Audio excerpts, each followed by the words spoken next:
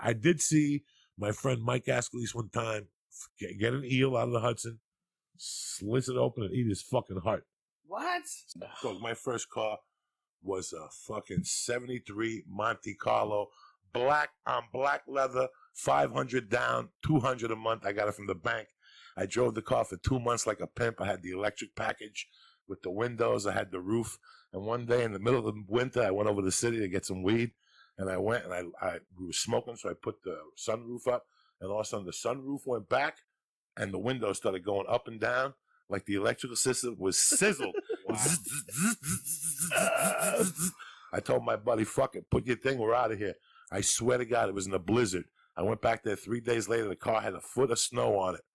And all the windows, one window was shut. The rest of the window had come in. Like a day later, the sun came out. I went back 2 days later with a tow truck. There was nothing. Nothing. It was the back. It looked like a fucking chicken the day after Thanksgiving. It was just bone. They took everything, Joe. The seats, the upholstery, the fucking black around it. It was just the tires, the whatever, the axles. They took everything. They left the body on bricks. That was it. I never heard from the bank. I never paid it off. It never came back in my. It never came back in my credit thing. It just vanished. It just poof, poof. I never paid for it. I went years later to get credit. Like, is there a check bank of fucking America? With no, nothing. What? Poof, nothing. How's that possible? Don't fucking ask me. I left the car there with $5 for whatever. Yeah, it's his $5.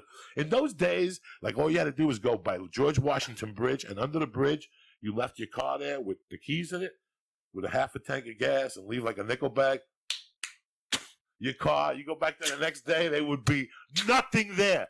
Nothing. Vanish. You could get fucking Barney Fife on it, they wouldn't find your car. In New York, they would demolish your car like that. Yeah, bro. there's some little shops in New York, little body like shops. Like this. In Canarsie, up in Brooklyn. They're like rat dens. You're done. Yeah, listen, you could find like a broken down street, a broken down car, drive it into one of these places, they'll give you 100 cash and 20 for gas. And you'll never see that car again, dog. Do that. Give big rounds of applause. Give rounds of applause. Where's all the party people? Who's drinking? Who's got HIV? Go fuck yourself. You know what I'm saying? Let's just bust this motherfucker out. We smuggled, I had to bring mushrooms once to Jersey. And when I brought them to my friend's house, I put them on top of the table. His name was Danny Bianculo. And we left, and his younger brother came home and started eating them. Oh, no. He thought they were like French fries. And started eating. And we're hearing, and he's like, the fucking shrooms, that's my brother. Oh, no. His brother was like 10 or 11. Oh, no. This motherfucker ate half the bag. We were scared to take him to the hospital. No. So we just left him there. We went out. We came back that night. Listen, are you serious? We were scared. But you don't know this family. This family, the mother shot at him with a gun one time. Danny was the kid that I was at his house, and he would be doing a line of coke while his mother was shooting steroids in his fucking ass. Do you know what that's like? His what? His mother would shoot him with Deca once a day. His mother would shoot him with steroids. And he'd be on the phone. This was his house. He'd be on the phone snorting a line of coke in front of his mother with his mother putting a syringe in his ass. This is this house. So really? This kid being 10 and eating a half ounce of mushrooms ain't shit. The mother shot at him one time with that kid, the one that ate the mushrooms, listen to what he's in. How many grams is that? He probably How many grams? I brought him 14. He probably ate 5 or 6. Oh my god! And we didn't pump his stomach or nothing. Oh my god! We just left him there. But listen 10. to what this kid did years later. Let me tell you how smart that acid made him. Years later, that kid's doing 20 years right now. For what? For robbing a bank with a fish with a fish hook down a night deposit. And he took the money out of the fucking thing, like 30 large out of a bank. Took a cab to fucking New York and took a flight to Hawaii. And you know how they caught him? Because he gave the cab driver a $100 bill. That's how they nailed him. Little Bianculo. He's in Jersey. He's probably out by now. But they nailed him robbing a bank with a fucking fishing line and a hook. Do you feel responsible? Maybe, but fuck it. He had a good time. You know what I'm saying? But here's the funny thing. He ate the mushrooms. We went out to have a party. We get back at 3 and he goes, oh my God, all the lights are out in the house. He goes, that's amazing. Because this guy's house was always rocking. He had sisters that would party with drug dealers and the mother. We walk in and all the lights are out. We turn the lights on. The brother's in the living room, the young one, sitting there by himself with all the lights on. He looks at us and he goes, what? I ain't tripping. And we just broke out. We just broke the fuck out. We just broke out. Because 8 hours later, this little kid was sitting in the living room, just fucking sweating profusely. He had his shirt off. He had the air on. It was fucking classic. When I was a kid, a guy at the bar I hung out with, he tried to kill himself. His name was Johnny Reed. He jumped off like a building. He landed in a construction dumpster and lived. Oh my God! And his head still, and he was just retarded. One day I showed him my dick. When I was like 18, I put it on the chair next to him. And I tapped him on the shoulder. He goes, "Wow!" And that was the end of the night. He never talked to me again, Johnny Reed. I got to tell Joe while we're on this subject because it's very interesting.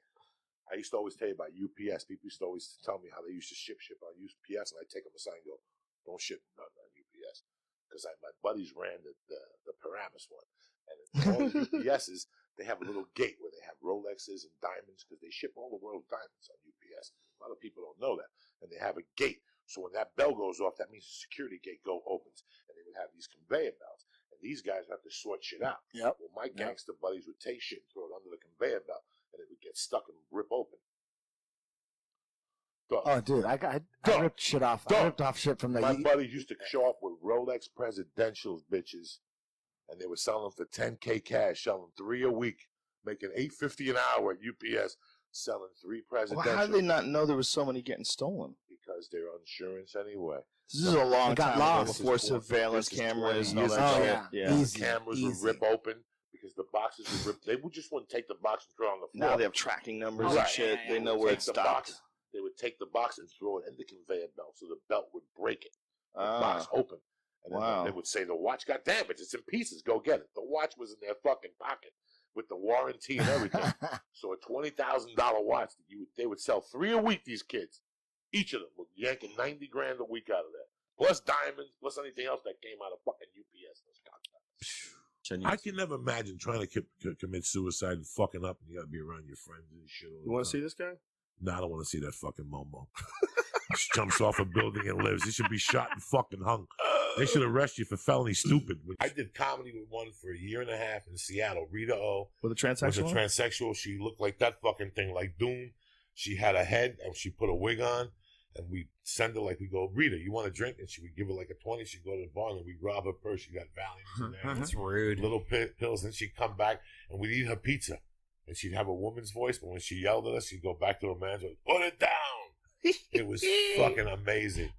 And, she died. She hit her head. She went out dancing one night. The head was big, the equilibrium. That's a true story. Really? The equilibrium. Her head, they left the head still really fucking big, like a man-sized head. Oh, my God. How do you trim the head? And she fell off a stage. What? And banged the head. Because her head was too big because her body shrank like a woman's. Her body shrank up. So the head was too big. So she was just a big bobblehead? That's why she was taking all those pills. She was taking like Percodan. Because her head was too big for her body? And she'd fall all the time. Could you imagine if your head was on like a little woman's body? Forget about it. Forget about That's what I'm saying. It'd be a fucking nightmare. That's why I don't want to lose that much more weight. I was getting headaches for a couple of days then. You know what I'm saying? Your fucking body can't support your head. You can't do it. Oh. These people lose a bunch of weight and all of a sudden they got this fucking ginormous head. That's so true. And you're looking at them and they don't understand. That fucking head is huge. And Jenny Craig don't got nothing for your fucking head. Nobody got nothing for your head. Ain't nobody got nothing for that fucking man. What happened? But think about it, Joe Rogan. If I call you at 2 a.m, you're sitting here, you're a little stoned. I should look that up. You're watching a movie and I call you up and say, Joe, I don't want to live no more. I'm going to come up by your house. I want to kill myself. You would say, really? Come on up. I'll help you. No, you tie a fucking noose. I'll push you in front of traffic. There's something. I remember going to some Cuban people's houses. Lourdes Nunez. Nice Cuban people. Lourdes Ramos. Nice, decent. You walk in, cross up there, and the mother was fucking banging. Really? I was like in the 6th grade. The mother was banging. And as we were leaving, I turned to Lourdes Ramos' mother. I go, hey, you should get dressed up. Maybe you should go out and get a little fucking pop. Dog, the next day, Lourdes came in. She goes, you're not allowed on my fucking block. Nobody has ever talked to my mom like that. Not even her husband. Her husband died. And I told her, Mom, you're looking fucking good. I was like in the 6th grade. So you just didn't know you weren't allowed to say something? No. My mom, So for you, it was just being complimentary. Yeah. As I was growing up, my mom used to always say compliment women. Right. Let them know how beautiful they look. Like I remember one time. What did she say to you, though? How did she react? The mother? Yeah. She was frozen. So 6th grade is what? How old is that? 13, 12, 11. We were over there to go, like we were going to go to a play. We all went over there. Right. And I'm looking at the mom the whole time. Like, this Cuban bitch is bang. I didn't even have hair on my cock. I just had the dick without the stem, without the hair. But you're already getting hard-ons. How do you remember whether or not because you're waking up with that hard dick. I didn't get hair. I don't even have hair on my legs. I'm one of those people.